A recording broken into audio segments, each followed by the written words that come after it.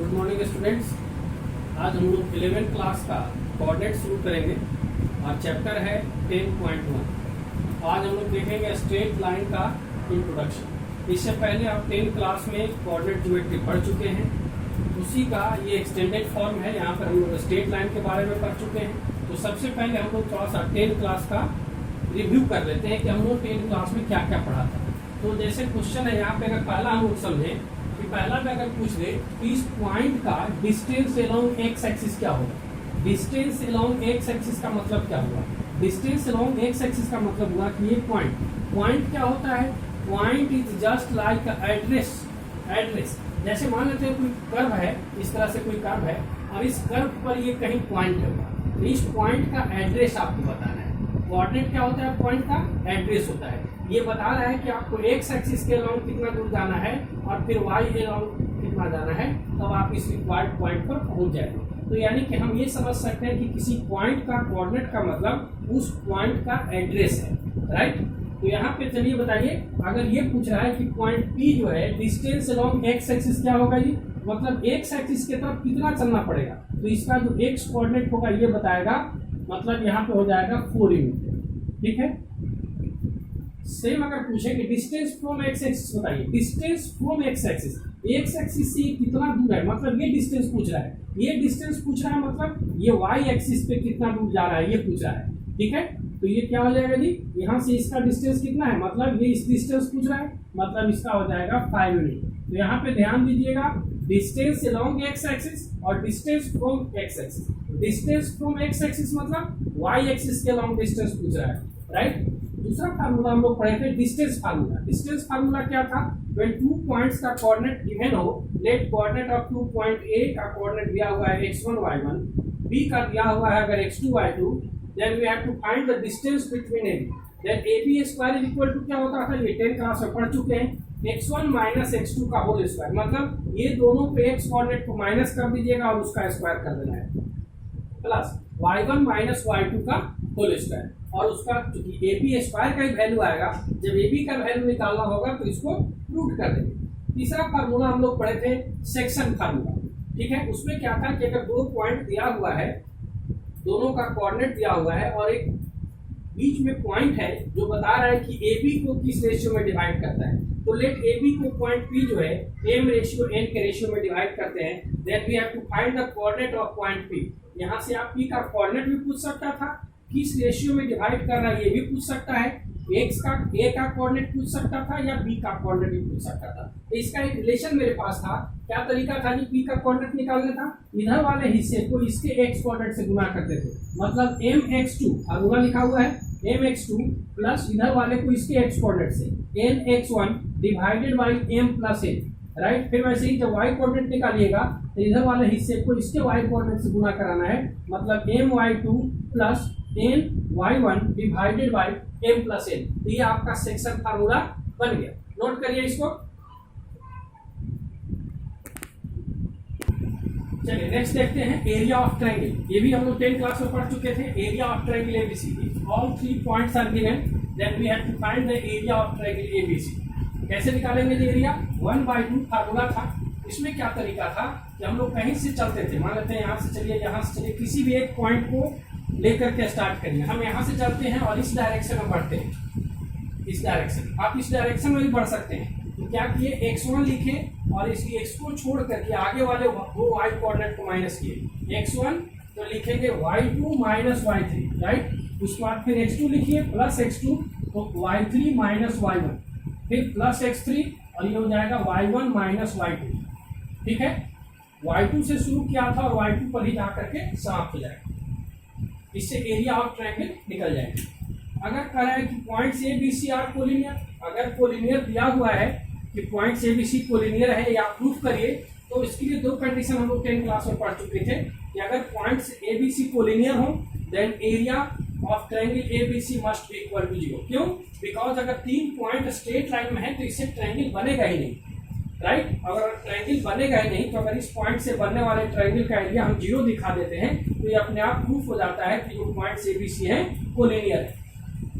दूसरा कोलिनियर दिखाने का तरीका था कि points A B C are collinear and sum of length of any two line segment must be equal to third, right. It means A B plus B C या तो ए C के बराबर हो जाए, मान लेते हैं इस तरह से, अगर ए बी है और बी सी है तो ए बी और बी सी दोनों का सम अगर इसके बराबर हो गया, इसका मतलब क्या, it means all points A B C are in the same straight line, right. और कोलिनियर पॉइंट किसको बोलते हैं, point A B C are said to be collinear if they lie in the same straight line. तो straight line में lie करेगा मतलब points collinear होंगे, तो उसके लिए या तो किसी भी दो line segment A B plus B C A C के बराबर हो जाए, और बी सी प्लस ए सी अगर ए बी के बराबर हो जाए, या ए सी प्लस ए बी अगर बी सी के बराबर हो जाए, कोई भी एक कंडीशन फुलफिल कर लेता है तो हम कह सकते हैं कि पॉइंट्स ए बी सी जो है कोलिनियर है। तो ये हमारा 10th क्लास का इंट्रोडक्शन था, प्रीवियस क्लास का। नोट करिए, इसके बाद हम लोग शुरू करते हैं 11th क्लास का इंट्रोडक्शन। चलिए नेक्स्ट देखते हैं 11th क्लास का इंट्रोडक्शन। यहाँ से 11th क्लास के बच्चों के लिए बिल्कुल नया चीज है। सबसे पहले हम लोग समझते हैं angle of inclination. What is angle of inclination?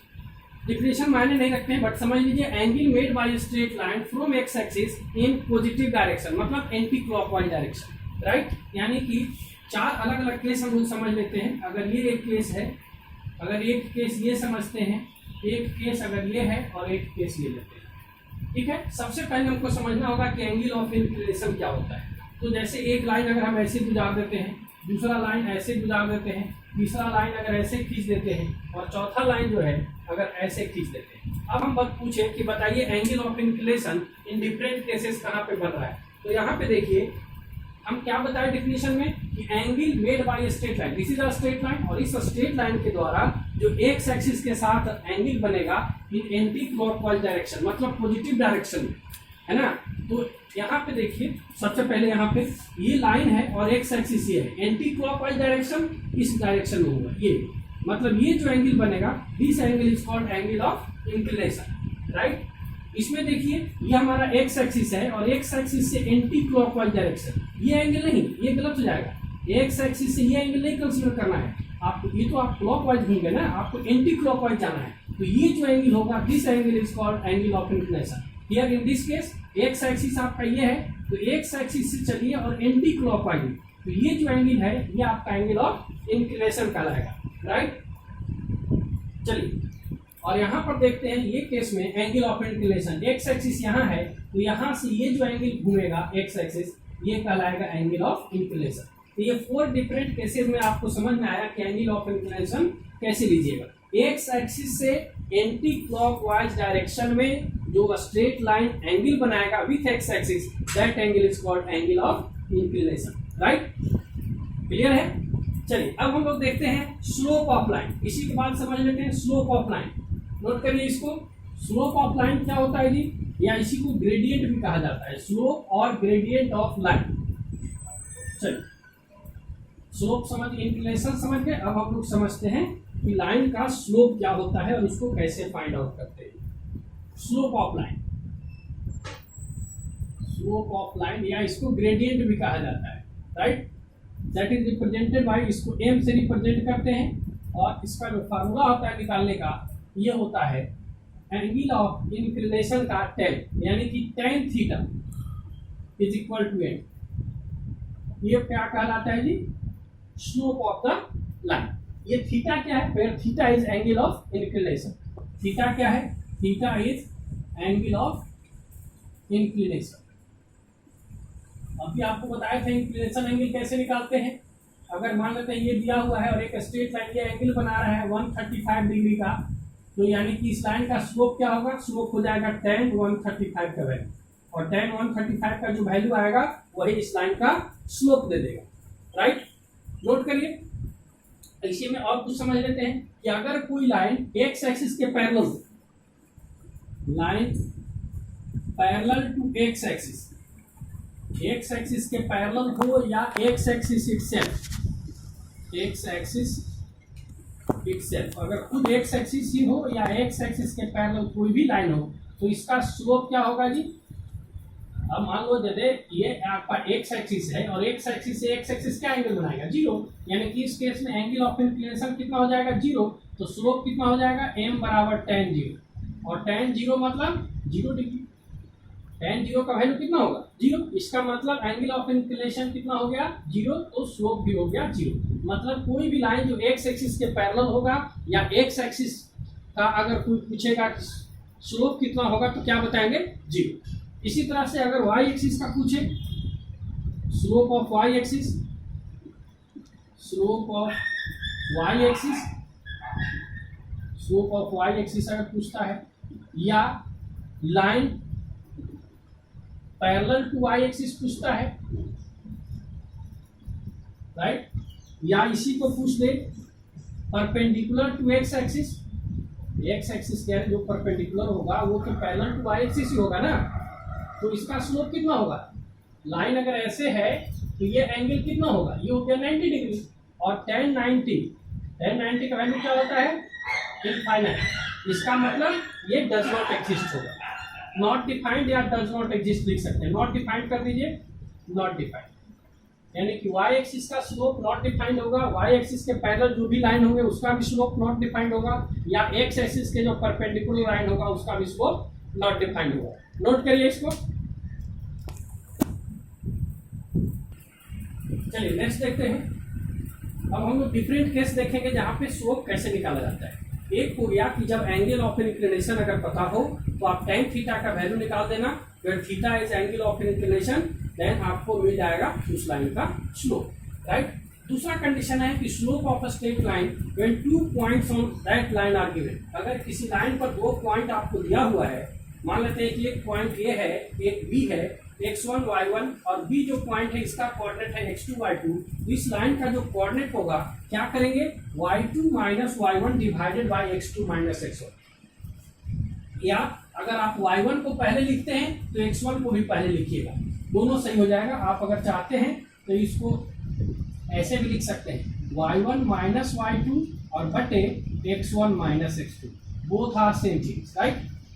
Next इसमें आप समझते हैं कि अगर 2 लाइन दिया हुआ है और दोनों अगर पैरेलल है, when 2 lines are parallel then their slopes must be equal. Parallel line, parallel lines हैं, पैरेलल लाइंस हैं, then their slope must be equal, मतलब m1 बराबर m2।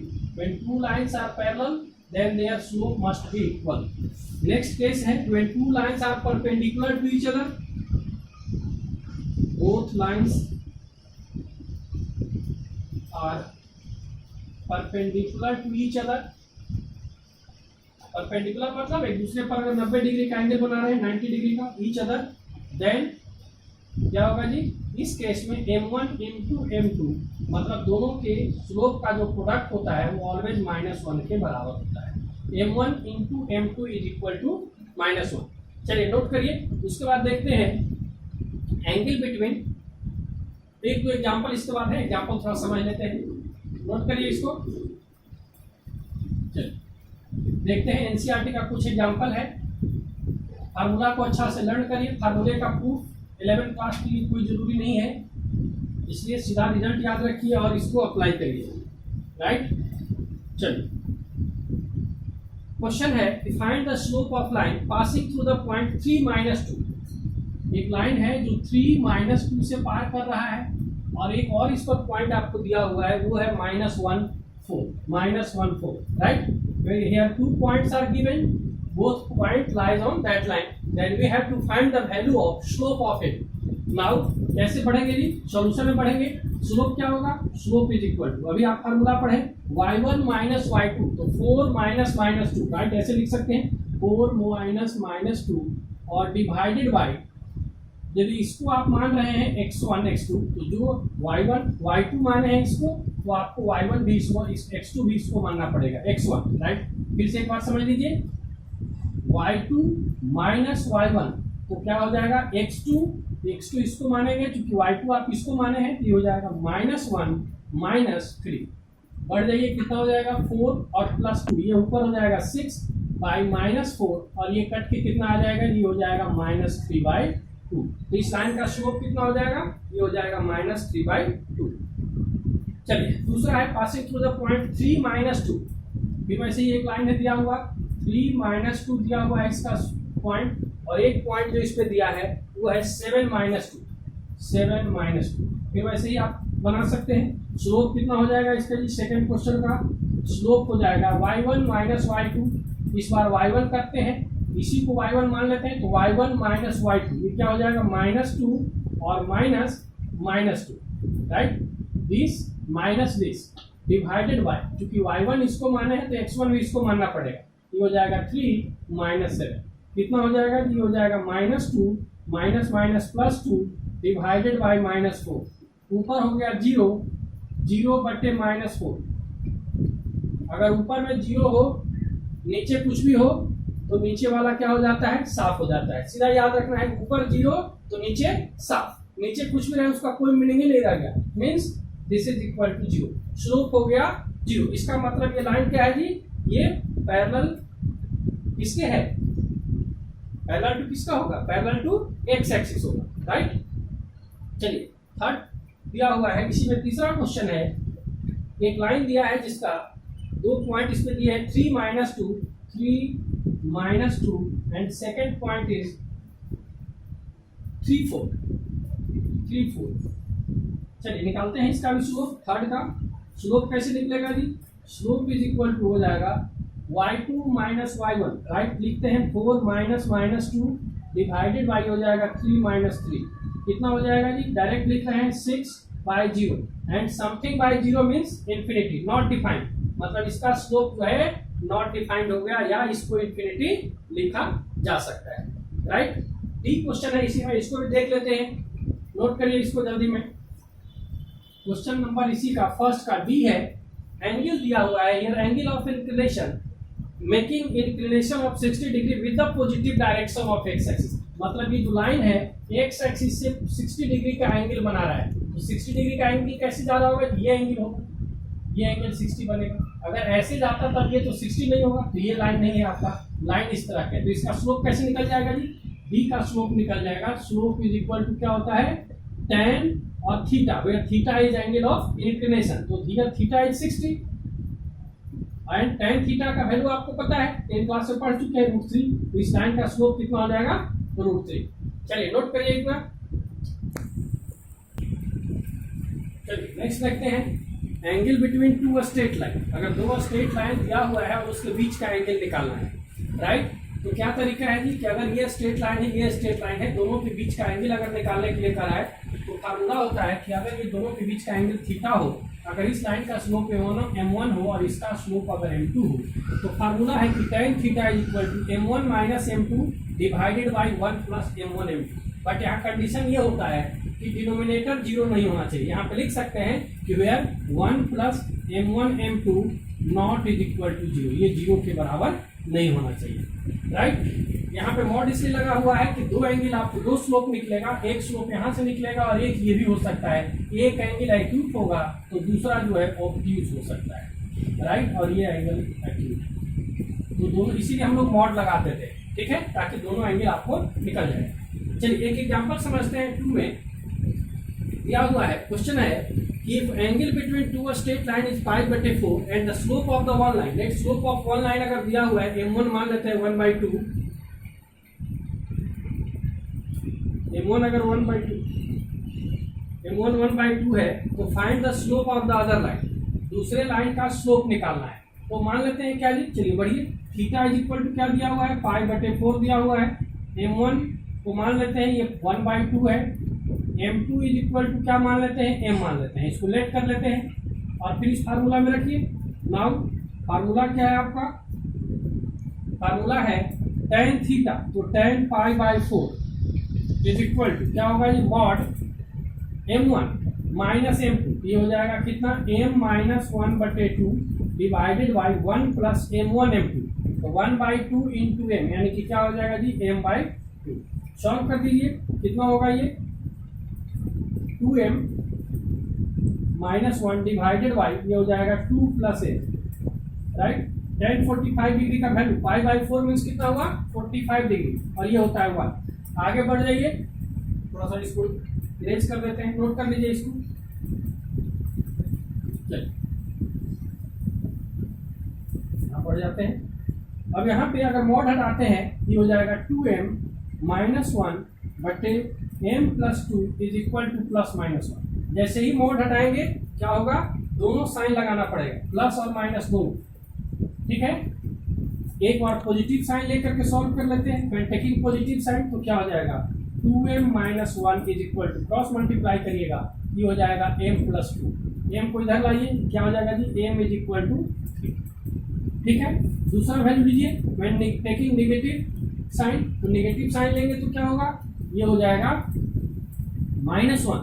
वहां पे वैल्यू क्या लिखेंगे, -1 रखेंगे, तो क्या हो जाएगा जी, ये हो जाएगा 2m - 1 is equal to -1 into this, ये हो जाएगा -m - 2। राइट, इसको इस तरफ लाइए, ये हो जाएगा 3m इज इक्वल टू, इसको उस तरफ ले जाइए, ये हो जाएगा -2 + 1 यानी कि -1। तो m का वैल्यू कितना हो जाएगा जी, यानी कि ये हो जाएगा -1/3। तो m का कितना वैल्यू आया, 2 वैल्यू आया, एक आया 3 और -1/3, और ये आपका आंसर होगा। नोट करिए। नेक्स्ट क्वेश्चन है, नोट कर लीजिए इसको, ये एग्जाम्पल 2 था 11th क्लास का। नेक्स्ट क्वेश्चन है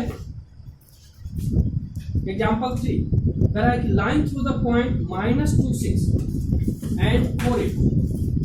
एक लाइन है जिसका कोऑर्डिनेट दिया हुआ है -2 6 और इस पर एक और पॉइंट है, वो है 4 8। ये लाइन कह रहा है कि परपेंडिकुलर है, किस पर परपेंडिकुलर है, एक परपेंडिकुलर लाइन दिया हुआ है, उसका इस पर 2 पॉइंट दिया हुआ है आपको। ये मान लेते हैं 8 12 है, और दूसरा जो इस पर पॉइंट है इसको हम थोड़ा नीचे रख लेते हैं, ये है आपको x और 20। ठीक है, क्या करिएगा जी, अब यहाँ पे चूंकि इस लाइन पर 2 पॉइंट दिए हुए हैं और इस लाइन पर एक परपेंडिकुलर लाइन है, उस लाइन पर भी 2 पॉइंट दिया हुआ है, तो हम क्या करेंगे, परपेंडिकुलर दिया हुआ है तो x का वैल्यू पूछता है। तो अभी हम लोग पढ़े थे कि अगर 2 लाइंस परपेंडिकुलर हो then slope of their product, slope जो है उसके प्रोडक्ट का कितना होगा, -1 होता है। ठीक है, तो स्लोप ऑफ, ये अगर लाइन AB है और ये लाइन को अगर CD लेट कर लो तो स्लोप ऑफ AB कितना हो जाएगा जी, स्लोप ऑफ AB, अभी फार्मूला पढ़े थे 2.4 y1, ये हो जाएगा 8 - 6 डिवाइडेड बाई 4 माइनस ये +2, कितना हो जाएगा जी, ये हो जाएगा 2/6 यानी कि कट के कितना हो गया 1/2। स्लोप ऑफ CD निकाल लीजिए, slope of CD, slope of CD कितना हो जाएगा, 2 पॉइंट्स यहाँ भी गिवन है, तो 12 या 24 - 12 इज इक्वल टू, ये हो जाएगा x - 8, कितना हो जाएगा जी, ये हो जाएगा 12 डिवाइडेड बाई x - 8। एक लाइन का स्लोप ये है, दूसरे का स्लोप ये है। अकॉर्डिंग टू कॉन्सेप्ट या अकॉर्डिंग टू कंडीशन जो है, चले जाइए, अकॉर्डिंग टू कंडीशन क्या होगा, क्योंकि दोनों परपेंडिकुलर है तो दोनों का प्रोडक्ट -1 के बराबर होना चाहिए।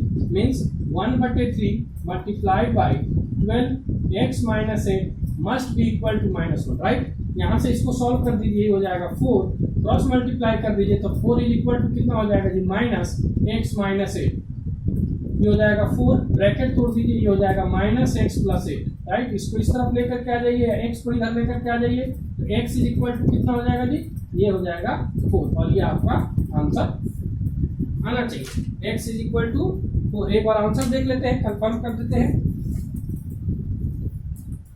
Right, x is equal to 4। ठीक है, तो इसी के साथ ये वीडियो को समाप्त करते हैं, क्योंकि वीडियो थोड़ा बड़ा होते जा रहा है। बाकी बच गए इसमें कोलिनियर दिखाने के लिए कि 3 पॉइंट्स को कोलिनियर कैसे दिखाते हैं।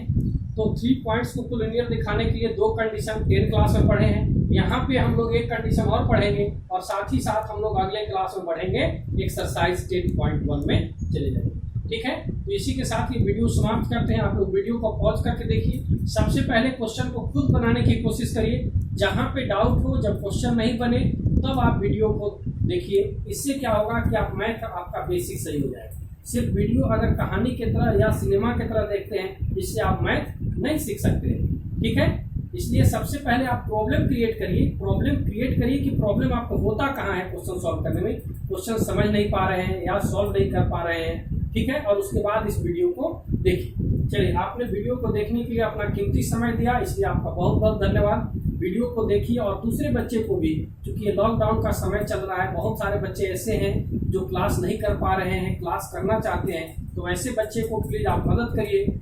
हमारा लिंक उनके पास दीजिए। क्योंकि ये वीडियो और ये चैनल पूरी तरह से फ्री है, किसी प्रकार का कोई चार्ज इसका नहीं रखा गया है।